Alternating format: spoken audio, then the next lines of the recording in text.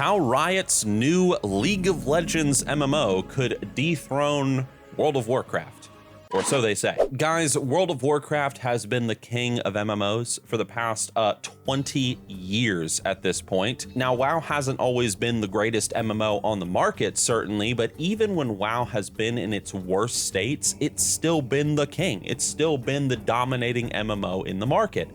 And you know, why is that?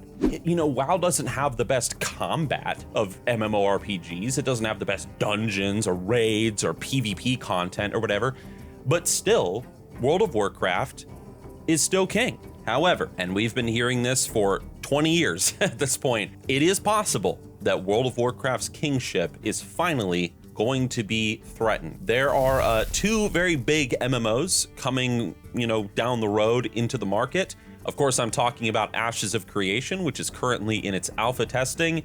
And then, of course, there is the League of Legends MMO from Riot Games, which is something we don't have as much information about. It's not like there's tons of gameplay on the internet or something, but it's an MMO that many people are very hopeful for. And I would like to explain why this is and how Riot could potentially dethrone Blizzard as the MMO king company down the road. We will see. Before we get into all that though, we do have to thank this channel's sponsor, Zygor. If you are a World of Warcraft player and you want WoW's ultimate add-on for leveling up faster, making gold, getting pets, mounts, achievements, everything, it's WoW's ultimate guide add-on. It's linked down below in the description, and you can use code NIXIUM for 20% off. So before we talk about how could these new MMOs, how could the Riot MMO dethrone WoW potentially, I think that I have to begin by establishing a premise of what made WoW so good back in the day when it was released, and why is it still played by so many people today? What is the appeal of WoW that Riot and other MMO companies are going to have to capture? So first and foremost, we have to give WoW the credit that it's due. Let's rewind all the way back to 2004 when the game first came out. World of Warcraft was a revolutionary MMO, a revolutionary game during its day. Now, there were lots of MMOs on the market that people could potentially play back, during WoW's release. Of course, there was EverQuest, there was Star Wars Galaxies, Dark Age of Camelot, Ragnarok Online, but all of these MMOs had a kind of like a big list of cons that held them back. Some of them were way too grindy and boring. Others were way too punishing and unforgiving. If you die, you just lose your gear, you lose gold, you lose experience. You had games that just lacked for content, games that had way too steep of a learning curve like Star Wars Galaxies. And Blizzard, when they were making their MMO, they wanted to take kind of all the cons of all these other MMOs that they were looking at, and they wanted to make sure that their MMO didn't have any of them. Real fast, I will say that I did make an entire documentary about the making of World of Warcraft and how it was such a revolutionary MMO. If you want to check that out, I'll link it up in the corner of the screen right now and at the end of this video. Anyway, the point is Blizzard released an MMORPG that was very casual friendly. It was very easy to get into. It didn't have that steep learning curve. It was a game that really felt like an adventure. It was a game full of quests.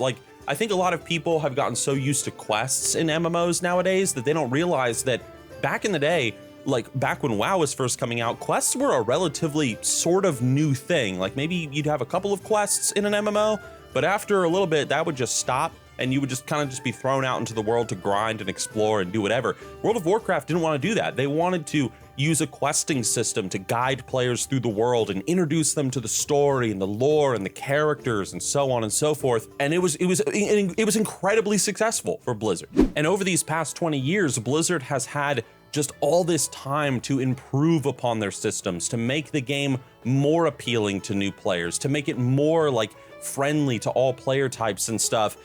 That's open for discussion whether or not they succeeded in that, but the point is World of Warcraft gave to the world an MMORPG that people just fell in love with. Not because it had the best dungeons or the best graphics or the best PvP content, but because it was so well structured as a game and it delivered on that experience that MMO players crave.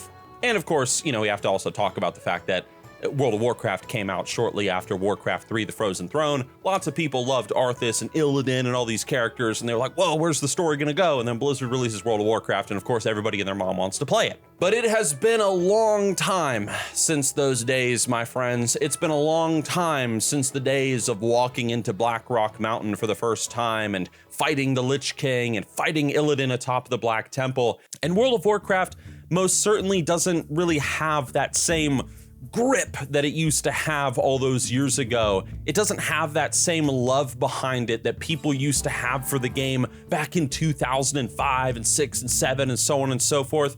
WoW has changed, Blizzard has changed, and so this is probably a time when a new MMO can step in, look at where Blizzard has done things wrong, look at where all these MMOs in the past have done things wrong, from Star Wars, The Old Republic, Warhammer Online, and others, and say, hey, let's do what Blizzard did all those years ago. Let's look at what everyone's doing wrong. Let's throw that over our shoulders. Let's look at what everyone's doing right, and let's bring that into our MMO.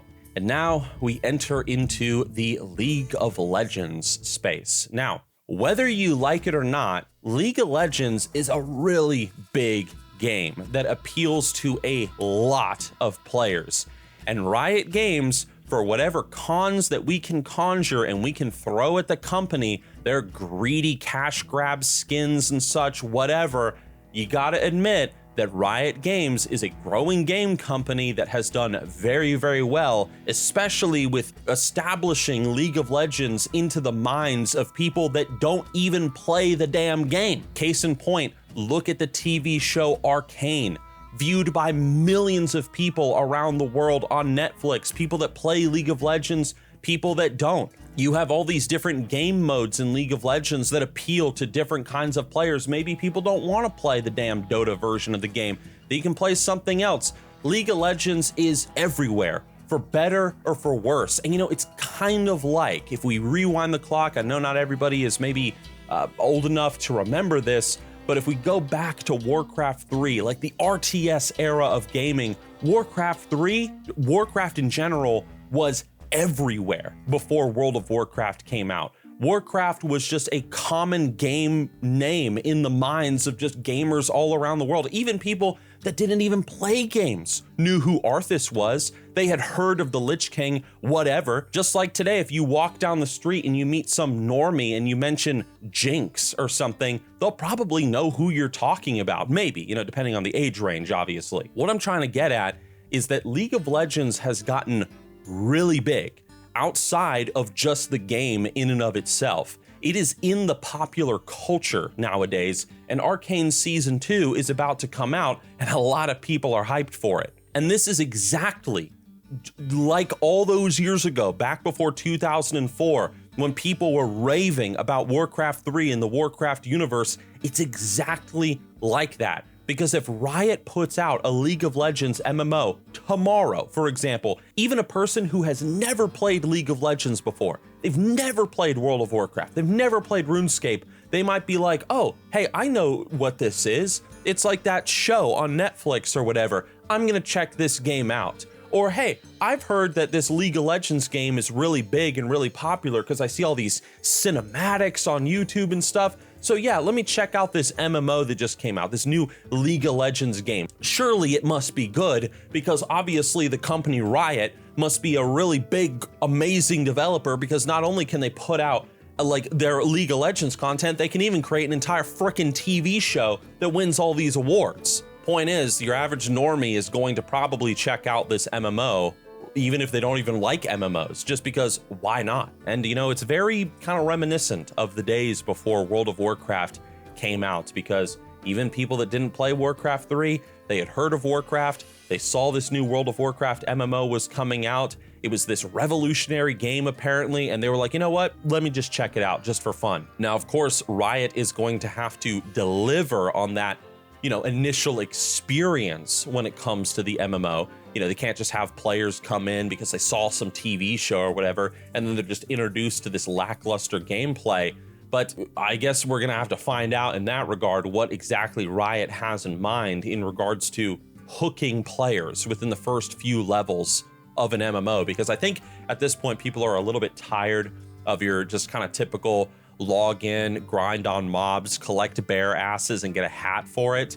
Players really want a more engaging, more immersive, more role play incentive kind of RPG experience with their MMOs, but of course that's up for discussion. One thing as well that could actually be a contributing factor to Riot's MMO being very successful, and I don't think a lot of people have talked about this, and this could just be, you know, just a bunch of nonsense what I'm about to say. Recently, for those that, you know, have followed the news around this game, they actually did a reset of production on this MMO. They just wiped it clean and started over from scratch, if I'm understanding things correctly.